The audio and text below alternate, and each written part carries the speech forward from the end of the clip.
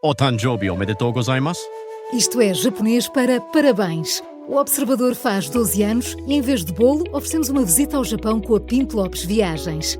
Assine por apenas 39,90€ e habilite-se a ganhar. 12 anos a escrutinar o poder, 12 mil quilómetros para celebrar. Assine hoje em observador.pt. Arigatou. Às notícias.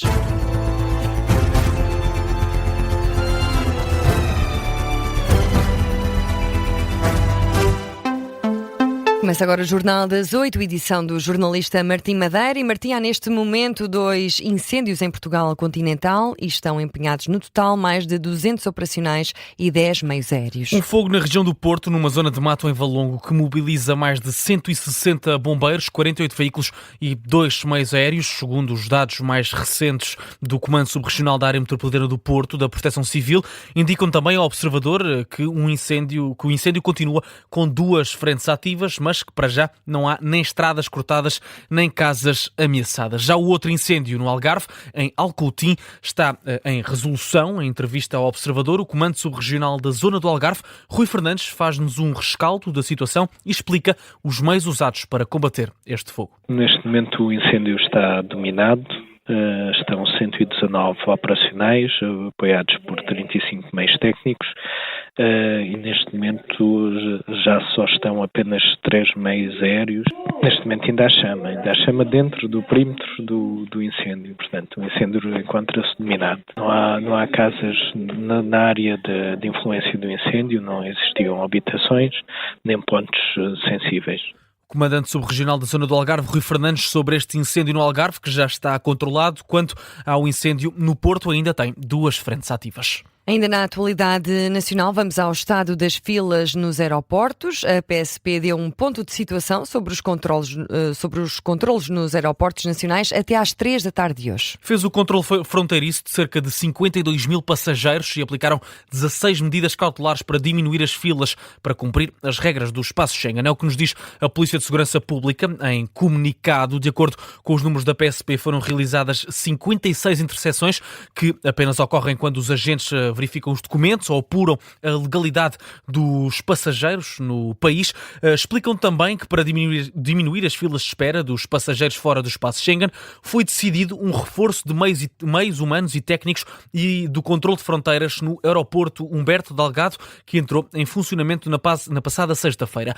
Quanto a tempos de espera, que é um dos maiores tópicos de questões na atualidade, no aeroporto Humberto Delgado até às 3 da tarde a espera foi de 32 minutos nas chegadas e 14 minutos nas partidas. Já no Sá Carneiro, no Porto, as chegadas chegaram quase a 1 hora de espera e as partidas a meia hora. Em Faro, no aeroporto Gá Coutinho, os passageiros tiveram de esperar 30 minutos nas chegadas e 35 nas partidas. E na política, o Chega recebeu luz verde do Presidente da Assembleia da República para agendar a reapreciação do decreto sobre a perda de nacionalidade. Um diploma que foi chumbado pelo Tribunal Constitucional, que tinha sido aprovado por todos os partidos da direita, ou seja, o PSD, o Chega, a Iniciativa Liberal e o CDS, mas, segundo o partido liderado por André Ventura, José Pedro Aguiar Branco enviou um despacho na passada sexta-feira a permitir o agendamento do debate sobre a reapreciação do decreto que cria a pena acessória de perda da nacionalidade e que quer alterar o Código Penal. Poderá ser feito na próxima reunião da Conferência de Líderes. Logo no dia em que o decreto foi considerado inconstitucional, o Presidente do Chega desafiou a maioria da direita a confirmá-lo no Parlamento, mas PSD e Iniciativa Liberal recusaram-se a seguir esse caminho de uma ruptura institucional com o Palácio Raton. André Ventura afirmou que a decisão para a inconstitucionalidade do decreto apresentou uma derrota e disse ter visto o acórdão do Tribunal Constitucional com total estupefação. O tema vai ser agora novamente discutido na Assembleia da República. O antigo Presidente da República, Marcelo Rebelo de Sousa, recusa comentar as buscas realizadas no âmbito da Operação Emergente. O antecessor de António José Seguro foi questionado sobre o que pensa sobre as buscas que aconteceram na passada quinta-feira na sede do Largo do Rato e também em várias juntas do Partido Socialista. Ora, Marcelo Rebelo de Sousa diz que é um antigo Presidente, mas que até pode comentar, mas não deve. Não comento, não posso comentar nenhumas buscas, nem umas, nem outras, nem as anteriores, as próximas, futuras. Não posso. Não devo. Não posso. Eu podia, mas não devo. Ex-presidente não deve. Marcelo Rebelo de Sousa, em declarações à RTP, que na altura participava numa recolha organizada pelo Banco Alimentar, de lembrar que há 37 arguidos nesta operação emergente. E na saúde, o infecciologista Fernando Maltês indica que as novas diretrizes da DGS para o vírus ébola são normais e servem apenas de prevenção. A DGS atualizou hoje os procedimentos hospitalares para casos suspeitos de ébola. Indicou hospitais de referência para possíveis casos do vírus, Carri Cabral e Dona Estefânia em Lisboa e o São João no Porto. O infecciologista Fernando Maltês diz que esta nota publicada hoje pela Direção-Geral de Saúde serve para haver uma maior preparação para os hospitais. O alerta tem fundamentalmente o objetivo de estes centros estarem preparados no que diz respeito a recursos humanos, no que diz respeito a recursos técnicos, a fazerem treinos na utilização de equipamentos de proteção individual. Estamos a lidar com uma doença para a qual não existe terapêutica eficaz, para a qual não existe uma vacina eficaz e, portanto, temos que tomar medidas de suporte e medidas de isolamento adequadas. Portanto, as normas da Direção-Geral de Saúde são também uma chamada de atenção para essa necessidade. Em entrevista esta tarde aqui na Rádio Observador, Fernando Maltês, infecciologista, descarta ainda que o ébola se torne numa pandemia. O risco de uma pandemia à escala global, a pandemia é sempre uma coisa à escala global, é mínimo. O risco de chegarem cá casos, eu diria que até é muito pequeno, mas de facto isto obriga a que nós estejamos também preparados nos nossos locais de trabalho e nos nossos países, a termos a preparação necessária para a eventualidade de virmos a receber algum caso. Já sobre o Mundial de Futebol, a seleção portuguesa vai defrontar a República Democrática do Congo logo no primeiro jogo, no dia 17 de junho, e é um país onde há já 18 mortes confirmadas associadas ao ébola.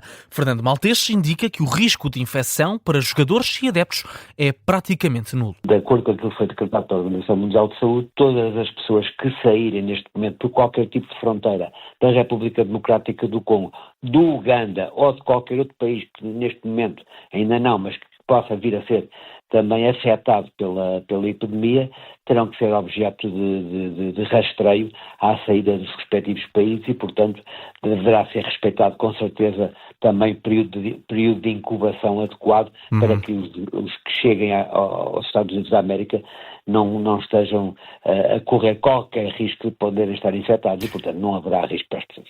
O infecciologista Fernando Maltês aqui na Rádio Observador. A nota divulgada hoje pela Direção-Geral da Saúde dá conta também de sintomas aos quais a população deve estar atenta caso tenha estado em áreas com circulação deste vírus. Febre acima dos 38 graus, vômitos, diarreia, dor abdominal e também hemorragias. E na atualidade internacional, o Ministro dos Negócios Estrangeiros do Irão diz que até as negociações finalizarem, tudo o resto é espetáculo. Afirmações de Abbas Araghachi à agência de notícias iraniana IRNA. Disse o Ministério dos Negócios Estrangeiros iraniano que o diálogo e as trocas de mensagens entre os dois países estão de facto a acontecer. Explica, no entanto, que ainda não é possível julgar nada até que se chegue a uma conclusão clara. Diz que por agora a especulação criada não deve ser tomada de forma séria. É de relembrar que Donald Trump, durante o dia de hoje, disse que um acordo estava cada vez mais perto. A ver, vamos. E, por falar em Trump, um novo relatório médico divulgado hoje pela Casa Branca indica que Donald Trump está de excelente saúde. O presidente norte-americano completa 80 anos na próxima semana e, segundo este relatório, que obteve resultados quase perfeitos no exame de rotina efetuado ao início desta semana. Foi o que escreveu esta tarde Donald Trump na rede social Truth Social. No relatório divulgado pela Casa Branca e citado pela NBC, o capitão da Marinha e médico particular de Trump, Sean Barbarella, escreve que o presidente norte-americano demonstra forte capacidade cardíaca, pulmonar, neurológica e física no geral. No entanto, os médicos recomendam dieta cuidada e exercício físico a Trump perante a iminência de obesidade. E a fechar, os jogadores do PSG são hoje recebidos nos Campos Elíseos pelo presidente Emmanuel Macron, mas ontem foi uma noite de muitos desacatos em França. Um homem morreu na madrugada de hoje ao chocar com uma moto em blocos de betão colocados pela polícia a propósito dos festejos. A vítima era um jovem na casa dos 20 anos, a Procuradoria de Paris acrescenta que um outro jovem, também no âmbito das celebrações, foi esfaqueado com gravidade. É um dos 8 feridos graves, dos mais de 200 que resultaram destas celebrações de ontem à noite. No que toca de detenções, a polícia francesa realizou 300 só em Paris, 800 em todo o território gaulês. Relembrar que aqui